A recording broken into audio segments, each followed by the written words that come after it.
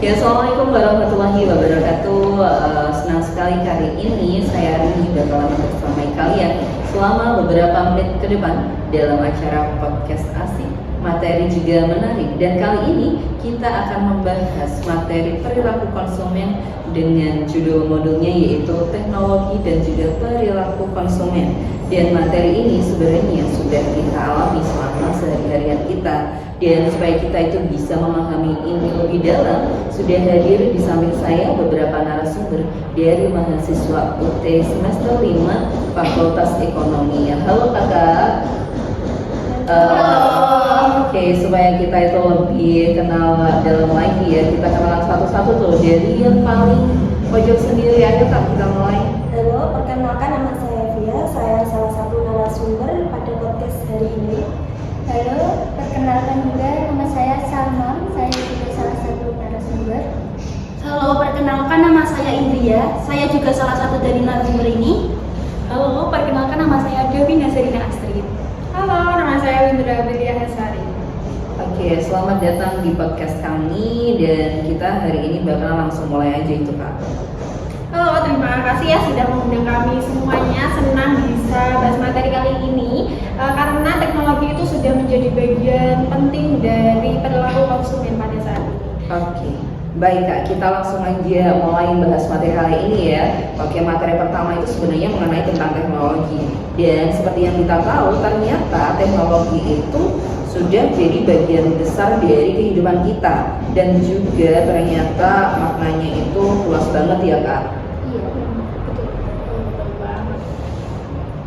Oke, betul sekali ya. Jadi memang teknologi dijelaskan dalam dua pengertian utama nih. Nah, untuk pengertian yang pertama ini, teknologi bisa merujuk pada alat, mesin, ataupun barang. Jadi memang bisa mempermudah pekerjaan kita. Contoh sederhana saja, pada alat industri, mesin industri ataupun sebagai mesin pertanian ya, dan juga bisa alat di ibu rumah tangga ataupun mungkin peralatan dapur seperti itu. Untuk yang kedua sendiri, memang teknologi juga bisa diartikan sebagai proses ataupun metode. Jadi memang bisa lebih efisiensi gitu. Jadi untuk metodenya sendiri, misalnya proses kimia untuk pupuk, pembuatan pupuk, ataupun juga bisa sebagai meningkatkan produktivitas seperti itu. Jadi memang teknologi ini itu sangat kental sekali ataupun sangat berdampingan pada kehidupan sehari-hari seperti itu. Oke, jadi ya teknologi itu ternyata memang nggak hanya barang aja ya kak, ternyata itu ada kaitannya sama proses dan ada di balik pembuatan barang itu sendiri. Iya benar, contohnya itu seperti revolusi industri di Eropa yang menggunakan mesin untuk mempercepat produksi. Oh gitu ya kak. Oke, nyangkut ke apa yang udah kakak ucapin tadi, bahas mengenai revolusi industri. Nah, pembahasan selanjutnya nih kita bakalan bahas mengenai revolusi sistem informasi teknologi yang memang sudah terjadi dalam 10 tahun terakhir ini. Bisa dijelasin dikit nggak kak terkait itu? Menurut saja dalam 10 tahun sistem informasi teknologi mulai dari smartphone, laptop, dan juga notebook sampai tablet juga yang semakin murah dan semakin canggih.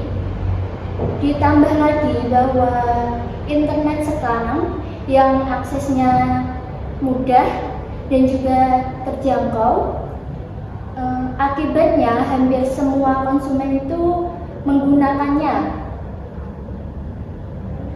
dan juga mempunyai akses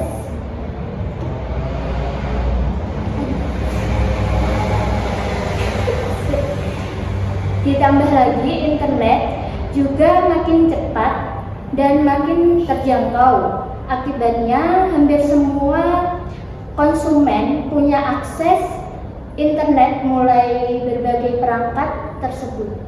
Oke Kak, jadi ternyata revolusi industri itu memang berdampak banget buat kita ya Kak. Dan ternyata nggak hanya perangkatnya aja yang berkembang, ternyata juga untuk akses internetnya sekarang itu bisa diakses dimanapun itu juga. Iya, betul. Dan ini juga didukung oleh banyaknya aplikasi atau software yang dimana untuk memenuhi kebutuhan konsumen seperti belanja, komunikasi, edukasi, dan lain-lain. Oke Kak, sekarang kan sudah di era teknologi tuh. Salah satu hal yang memang paling dekat dengan konsumen sekarang itu ternyata adalah media sosial. Kalau boleh tahu sih, sekarang memang media sosial yang lagi hits di kalangan kita itu apa sih Kak? Contohnya seperti Facebook, terus Twitter, dan juga Gmail, dan WhatsApp juga. Itu adalah media sosial yang sekarang banyak digunakan oleh semua konsumen, dan juga kehadiran media sosial ini sudah menjadi bagian dari kehidupan konsumen juga. Begitu ya Kak ya. Tapi benar nggak sih katanya beberapa orang itu ngomong kalau kebanyakan main media sosial itu bakalan ngasih kita itu dampak negatif juga. Benar, media sosial juga membawa dampak kurang baik, seperti membuat konsumen lupa waktu, membuat ini yang mengabaikan ibadah, terus mengurangi waktu bersama keluarga, atau bahkan menjadi tempat munculnya tindakan kejahatan. Jadi, walaupun bermanfaat, penggunaan media perlu dikendalikan gitu. Oke, sekarang kita bakalan masuk ke pembahasan selanjutnya nih. Selanjutnya itu membahas mengenai kita sebagai konsumen. Itu kan biasanya manusia itu adalah makhluk sosial ya. Dan menurut kakak sendiri, lingkungan apa sih yang sebenarnya bisa mempengaruhi kita sebagai konsumen untuk memutuskan membeli barang, Kak? Oke, baik. Jadi memang lingkungan yang paling berpengaruh ini bisa jadi untuk bersangkutan ke lingkungan dari teman pengaruhnya ya, bisa juga dari keluarga, atau bisa juga dari lingkungan pekerjaan. Jadi memang untuk di rekan-rekan kita untuk di kelas ini itu banyak yang sudah bekerja juga, jadi memang ini bisa diperhatikan juga ya Kak. Jadi untuk di lingkungan digital juga punya pengaruh yang sangat besar. Komentar pengguna lain mungkin dengan review juga, review produk ataupun rating ya, rekomendasi juga itu sangat berpengaruh. Semuanya membentuk persepsi ataupun pandangan masing-masing jadi terhadap barang tertentu. Jadi lingkungan fisik dan digital sama-sama mempunyai peran yang signifikan nih, gitu Kak. Jadi berarti memang benar-benar bisa mempengaruhi kita banget ya tentang lingkungan itu. Sangat tuh. Oke, jadi itu materi selanjutnya tuh. Di situasi yang seperti apa sih kita itu bisa akhirnya mutusin buat membeli yang sudah kita pelajari di modul kita itu? Situasinya seperti apa ya?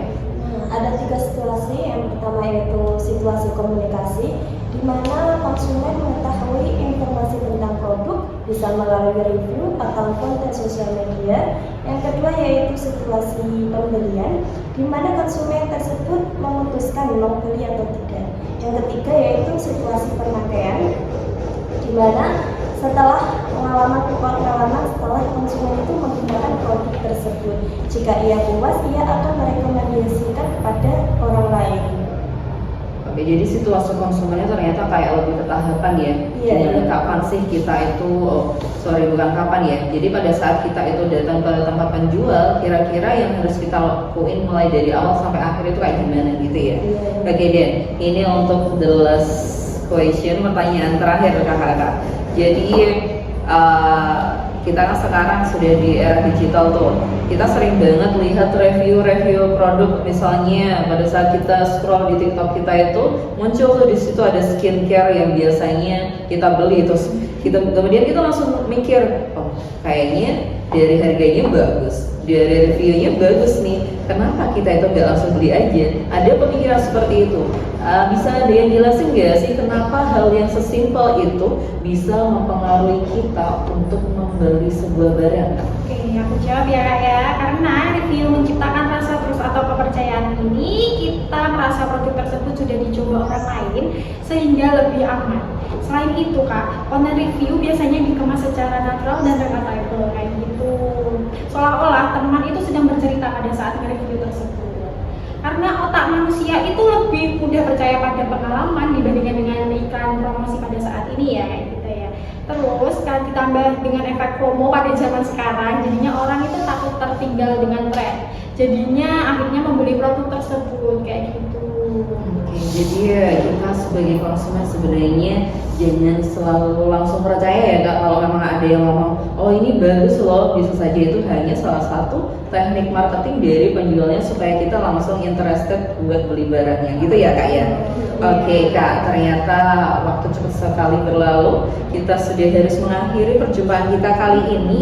Dan dari apa yang sudah kita bahas ini, ada beberapa materi yang ternyata sangat berguna buat kita, yaitu mengenai teknologi yang ternyata bisa membantu sekali kita dalam kehidupan kita sehari-hari.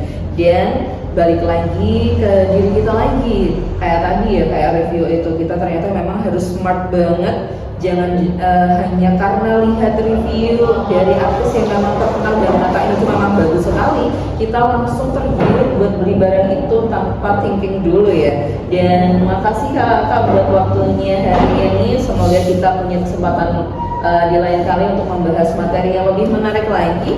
Dan untuk kalian, semoga yang menonton video ini bisa lebih sadar lagi tuh dan lebih bijak sebagai konsumen untuk memilih barang.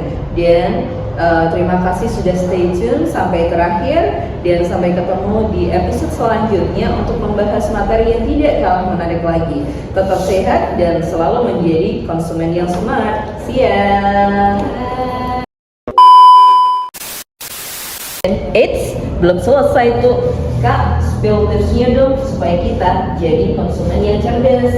Oke, buat teman-teman nih ya, kita kasih tips-tips untuk cara menentukan ya. Untuk yang pertama, menurut saya tentukan harga yang tepat dulu nih. Jadi jangan terburu-buru untuk membeli salah satu produk di suatu toko tersebut ya. Jadi kita bandingkan mana harga yang lebih murah atau terjangkau, seperti itu Kak. Nah, ada tips lagi nih dari aku, cari informasi tentang produknya kayak gitu, apa yang ingin dibeli seperti dengan harganya, bandingkan harganya guys, dari yang murah sampai yang mahal, terus kayak gitu, terus fiturnya dan ulasan dari pembeli-pembeli yang lain kayak gitu. Yang lain dong Kak, ada tips yang lain nggak sih? Yang kalau menurut aku nih, harus berani komplain dengan sopan. Jika barang tidak sesuai, ajukan komplain dengan bukti yang jelas. Konsumen cerdas, tahu haknya. Oke, masih ada 2 kakak lagi tuh. Ada tips yang lain nggak sih Kak buat kita tuh konsumen-konsumen yang biasanya langsung cuk ambil deh? Kalau aku sebagai membeli